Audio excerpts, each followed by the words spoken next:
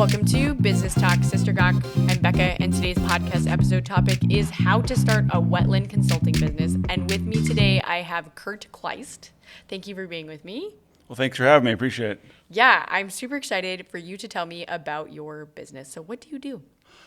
So primarily we do wetland delineations, permitting, GIS mapping. So if people are looking at develop a property they have before they get a building permit, often the county or other regulators will tell them they need a wetland delineation or a survey of the property. Yeah, and tell me what your business name is. CK Wetland Services. Okay, and where are you guys located? We're in Chisholm, 5 West Lake Street in Chisholm. Woot, woot. Yep. Yeah, I'm shamelessly plugging for Chisholm all the time. So, yeah, so tell me a little bit about why did you get into this? Well, I went to college at University of North Dakota with a biology background. From that, we grew up in Ely with the Boundary Waters, and I always had a love for the outdoors. And we did a lot of seasonal jobs after college, working on waterfall and wetland research.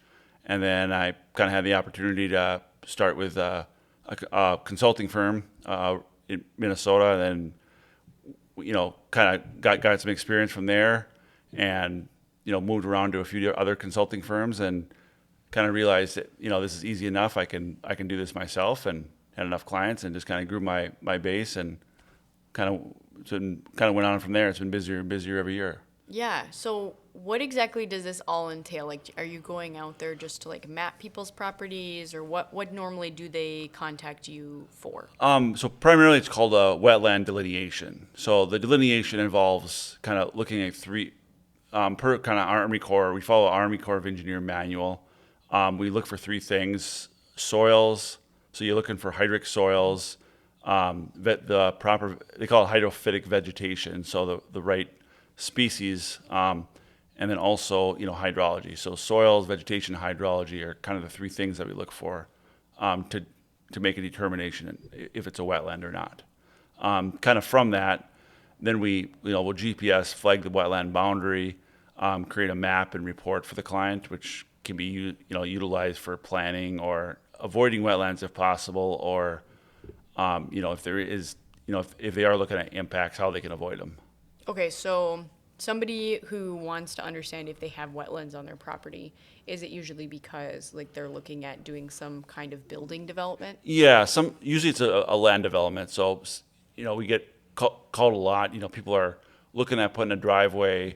The county or other regulators say, well, before we approve your building permit, you have to get a delineation. So they're looking at, oftentimes it's a driveway through a wetland or near a wetland. Oh, there's wetlands out there. There's a lot of those areas that, appear wetland to most folks. Like you see cattails and a foot of water, out in these big swamps and marshes out here. Mm-hmm. But there's a lot of those other areas that, lack that hydrology or the standing water for most of the year. So, and they don't appear wetland from the, I would say the general public's perspective. Mm-hmm. So that kind of, the first thing that I think of when you're talking about this would be when you go to, say, Walmart, and they kind of have that culvert over the road, and then in the land area underneath the next to the culvert, there's all these cattails. Yep. And it's okay, well, they built a Walmart here. So there must have been something that had to be done to make sure this wasn't a swamp or whatever. Yeah, so in that situation, if there's a Walmart where there previously was a wetland, they typically went through a mitigation to offset the impacts that, when they filled in the wetland there. So oftentimes it's called a wetland replacement plan or a mitigation plan. So in Minnesota, they created in 1991, they created a Wetland Conservation Act to offset a lot of the wetland loss that we historically had in Minnesota. So for every acre of wetland that you impact, you have to buy wetland credits from areas like Sax-Dam Bog created a large amount of wetland from upland areas. So essentially it's an equilibrium or exchange. So if you impact an acre of wetland here, you have to buy credits in the same watershed So it's kind of an equilibrium like that. Tell me about that when you say buy credits. What does that look like? So it's kind of it's kind of a bank. So there's like the Saxon Bog, they have a credit holder that created a bunch of wetlands from upland areas. So there was a net gain of wetlands there. So then when somebody like, let's say yourself, said, I'm gonna fill in an acre of wetland, buy credits, you pay that bank, and it gets deposited out of their account. So essentially, Okay. they call it mitigation, but you're buying credits for somebody that fills in a wetland, then you're buying credits from the bank, which it gets deposited out of their account. So it kind of balances out.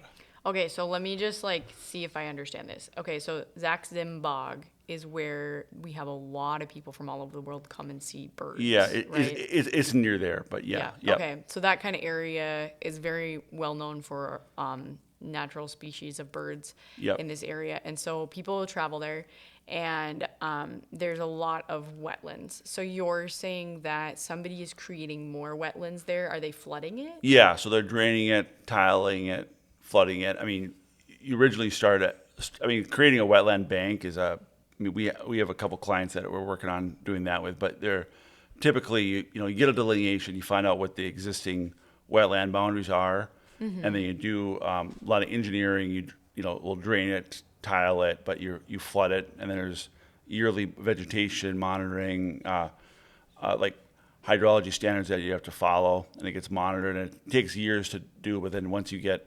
approved for it, let's say they created 100 acres of wetland, then they can sell those credits that they created. How much do they sell those for? Well, this part of the state, I usually tell people they're about $1 a square foot. Okay.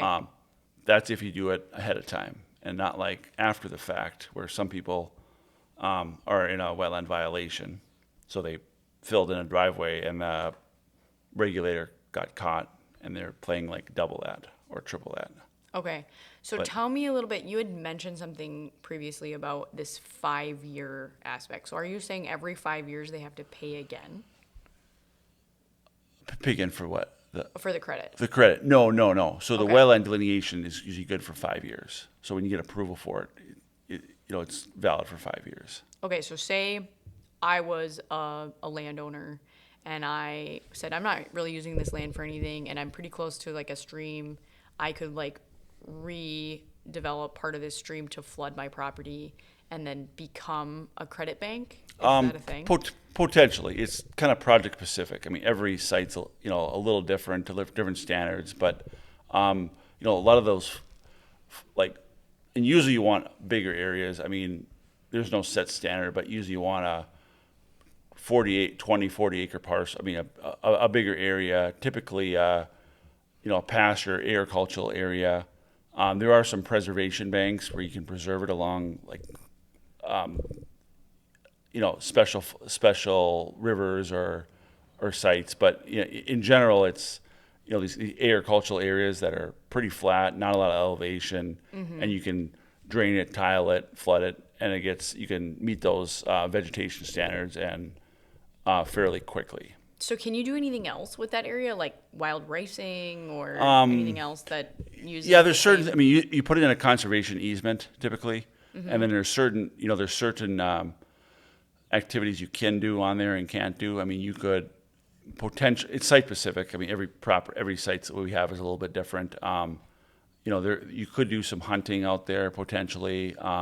Wild racing, it's project specific. I mean, every site's a little bit different. And the Board of Soil and Water kind of oversees that program, and the Army Corps is also involved, and the local government as well. But yeah, so Okay. it's interesting. Yeah. Yeah. Okay. So then those areas need to be recertified every 5 years. Yeah, I mean, if you're doing creating a wetland bank, they get, there's monitoring every year, and you create kind of a plan, a scoping plan.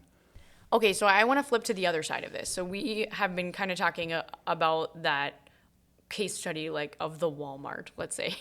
But say you're a landowner and you do want to put in something like a dock to your lake or a driveway or something else, what is usually the process for that? And when do people realize, aha, I need to talk to you? Usually the best case is about a year in advance before they're looking at developing. They probably reach out and reach out. I can usually look on my GIS and tell you a good probability if there's wetlands there, if there's not. So usually if we do a delineation, it needs to be also done during the growing season. So typically in Minnesota, we have a pretty short growing season. It's usually around that May to early October. Is when our official growing season is. So the delineations typically need to be done during that period. But yeah, we'll go out and do a site visit. So we'll look at the soils. We look at different characteristics on the soil. So we're looking for like color, depth, and texture are kind of the big determinations of the soil. Typically, I tell people that hydrology kind of comes and goes through the year. The vegetation can change a little bit, but usually the long-term indicator of a wetland is the soil we look at. And we look at different modeling on there, color, like a real black soil or a black and with a grayish subsurface horizon is indicative of wetlands typically. And there's different, we color it, texture it, we go down to probably 24-inch, couple feet usually. So we do different data points, and then we'll ID all the species within about 30 feet, trees, shrubs, herbaceous species, and then we also look for any kind of hydrology indicators. So if you have surface water, drift deposits, watermarks on the trees, things like that. So we do different data points through there, and then there's usually different species that we'll see right on the transition of the wetland and upland. So those is kind of what we follow, and we GPS. We have a survey grade GPS. We'll GPS the boundary, we'll flag it, ID it on the trees.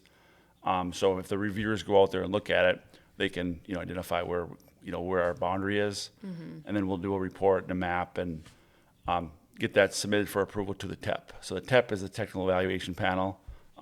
Typically consists of the DNR, Army Corps of Engineers, Board of Soil and Water Conservation District, and then local like city or county authority as well. So there's quite a few steps in that process. And that process takes, by the time we submit that delineation report, it could be a couple weeks, it could be a couple months before you get approval. So, we get a lot of people that are looking at one in the fall and looking at, a driveway through a wetland. And that's just for the delineation, like the wetland boundary and type approval. So once you have that, then you can kind of work on if you're going to meet any exemptions for like smaller impacts, or if you're going to have to go through a mitigation replacement plan. So it's definitely not a quick process. So. No, for sure. And so that's kind of getting into a little bit of like how you do what you do. Yep. So tell me, like, did you have to get any kind of certifications, or how did you go about like making sure that your business was approved to do these things? So I've been state Minnesota wetland delineation certified for 10 years probably.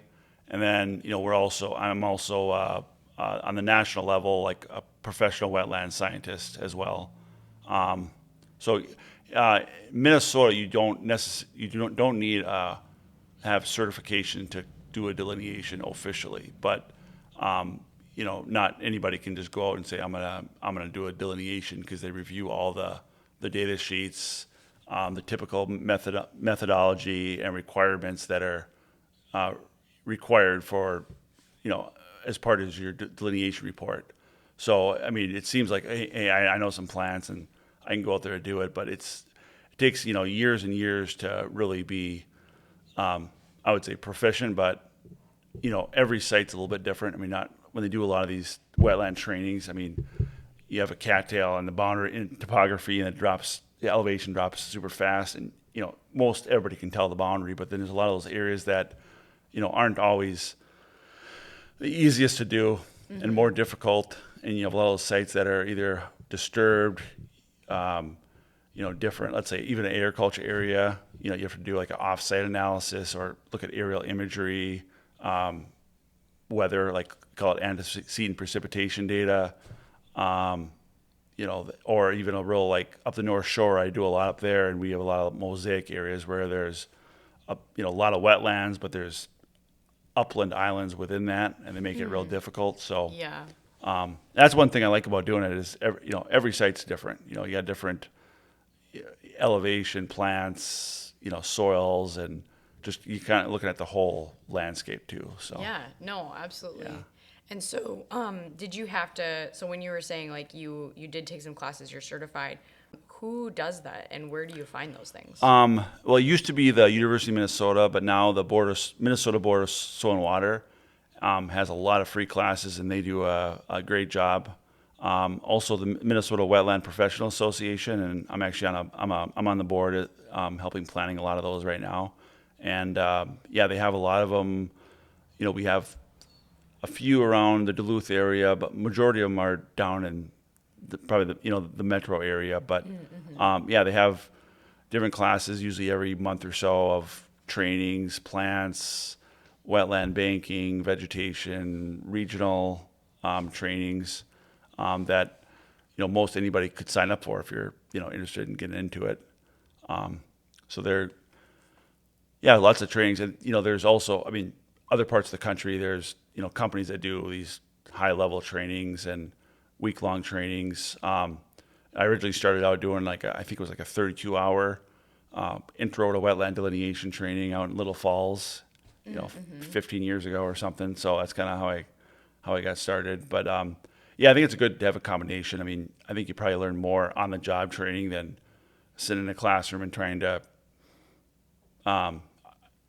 ID plants, and they're trying to teach about the plants and the soils and what you encounter, but it's a lot different when you actually get out there and things aren't always what it seems like in the manual. So Yeah, well, Yeah. and like you can see a plant in a book and be like, this is that plant. And then, but like, what if it's sun bleached or it doesn't have enough water or whatever? And then Yep. all of a sudden it's like, is this the same plant? Yeah, and you don't have to I don't think I'm a high level botanist that's keying out every carex sedge species out there, but it's a lot of those transition plants that you really got to know of. Like we see a lot of like bracken fern, largeleaf aster, hazel, like right on the boundary of the upland as we go through wetlands around here. Then it's right into the wetland right there. So it's more and more on the transition plants of what you're seeing out there. But there's certain species that you see out there typically in the wetlands, and certain ones that are more distinguished in the upland, and every plant has a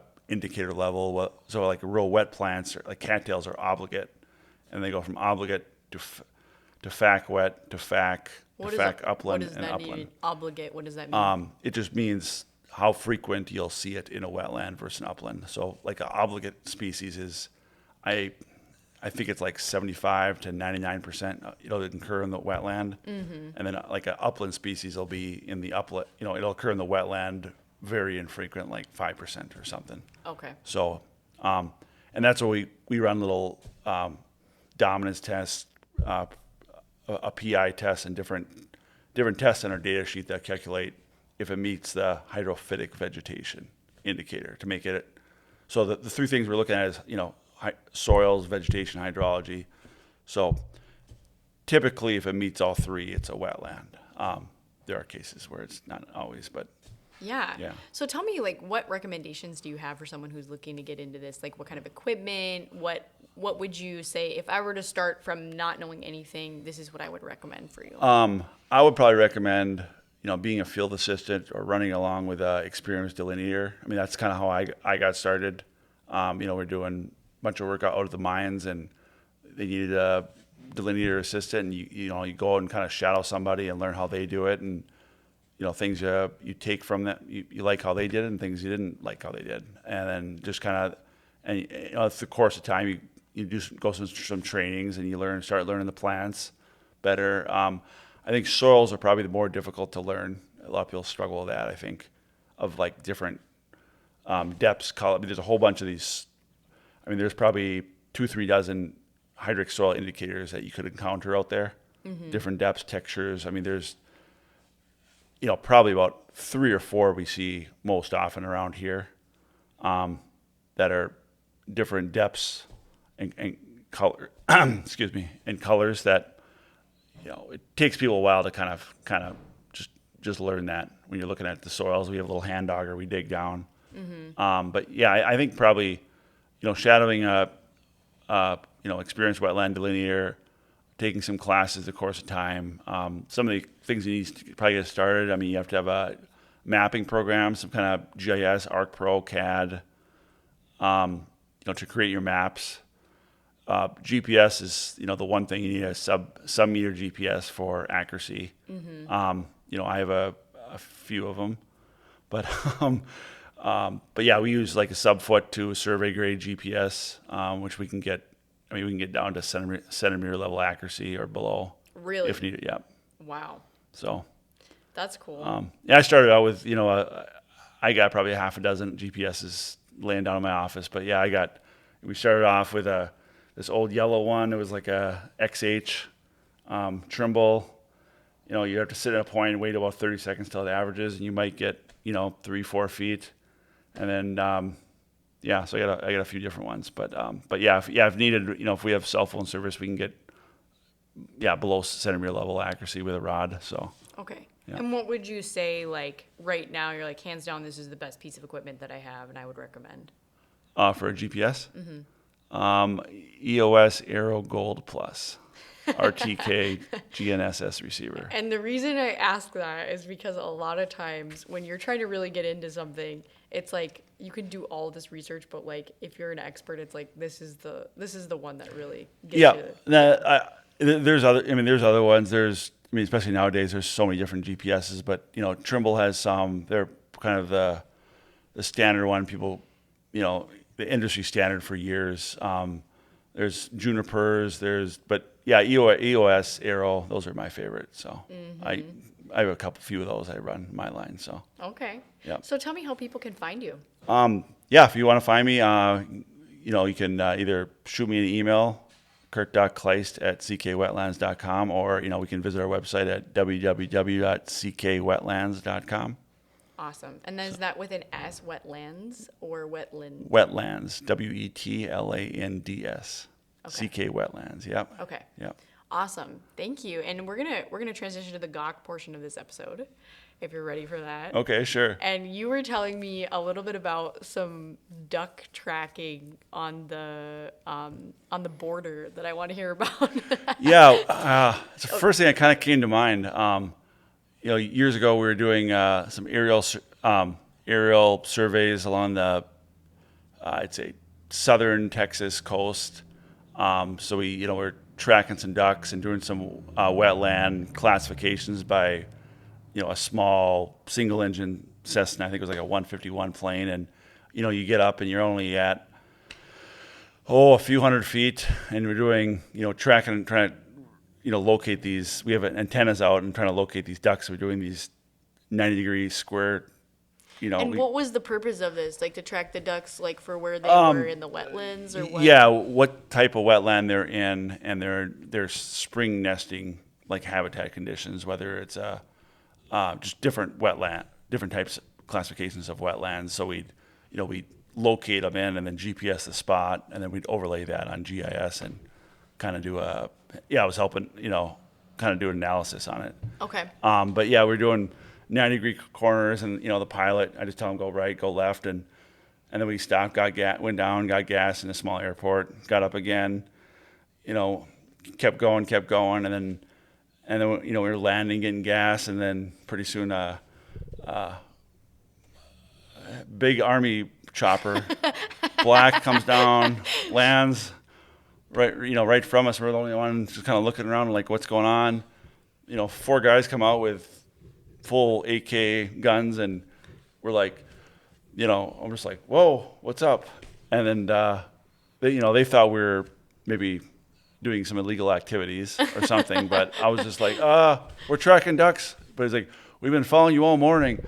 You're going these, because we were going super low, and they thought we were dropping maybe some like drugs or drugs, something. Yeah. Off, and they were following us all day.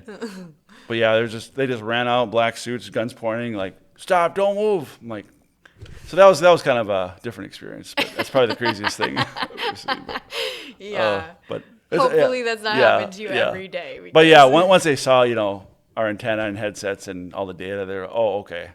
They kind of knew what was going on. But yeah, it's gotta, scared the pilot more than anything. So I can definitely see that. Well, thank you for joining me today. I really appreciate your time. Okay, well, thank you for having me. That was fun. Yeah, and if you enjoy listening to this episode, you should give it a review on wherever you are listening, and I will see you next time.